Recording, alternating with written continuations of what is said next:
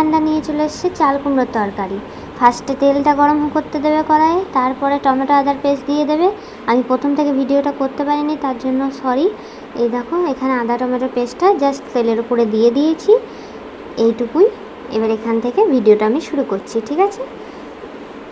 তোমরা বলবে যে কীরকম হয়েছে তরকারিটা, ঠিক আছে? আমি তো খেয়েছি, অসাধারণ হয়েছে। তোমরা খেয়ে বলবে এবার কীরকম লাগছে, বাড়িতে রান্না করবে, করে আমায় জানাবে কমেন্টে, ওকে? এবার দেখো এখানে এটা যখন ফুটবে তখন একটা তেজপাতা আমি ফেলে দিয়েছি।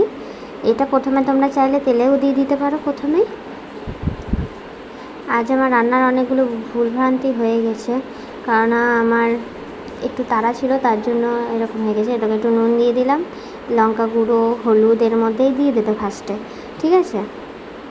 এই যে হলুদ দিয়ে দিলাম, লঙ্কা গুঁড়ো এর মধ্যে দিয়ে দেবো, দিয়ে ভালো করে এটাকে ফুটিয়ে নেবো। একদম যখন এটা ফুটে আসবে, তেলটা ছেড়ে আসবে, তখন আমরা এর মধ্যে চাল কুমড়োটা অ্যাড করে দেবো। এই যে দেখো লঙ্কা গুঁড়ো দিয়ে দিয়েছি, লঙ্কা গুঁড়োটা দিয়ে একটু নেড়ে নিলাম। এরকম করে 3টে মশলা 3বার দিয়েছি, যাতে একটু ফুটাতে সময় লেগেছে, মানে যাতে একটু টাইমটা বেশিক্ষণ নাড়া যায়, তার জন্য। এই যে লবণ দিয়েছি, লবণ একটু মনে হয় কম হয়ে গেছিলো, তার জন্য আরেকবার দেওয়া হয়েছে।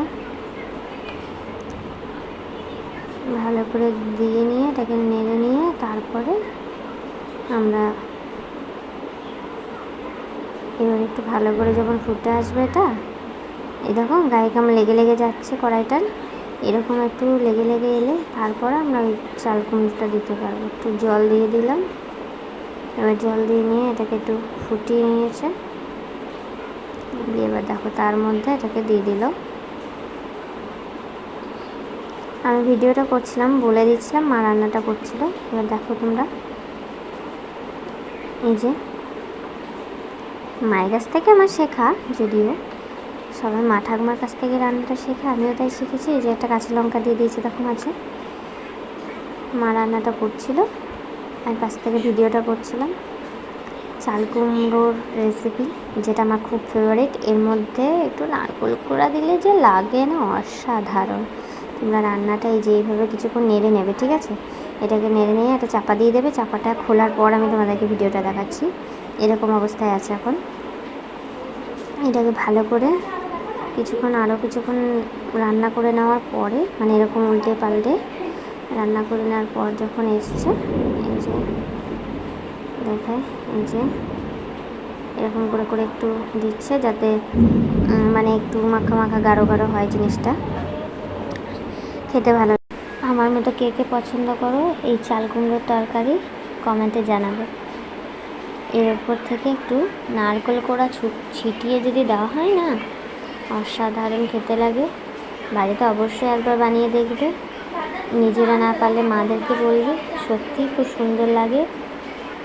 একবার ট্রাই না করলে কিন্তু বুঝতে পারবে না কীরকম খেতে লাগে। এই দেখো একটু জল দিয়ে দিয়েছি, তারপর ফুটছে, তার উপরে নারকেল কোড়াটা দিয়ে দিলাম। এবার নারকেল কোড়াটা দেওয়া হয়ে গেলে এবার এটাকে একটু নেড়ে নেবো ভালো।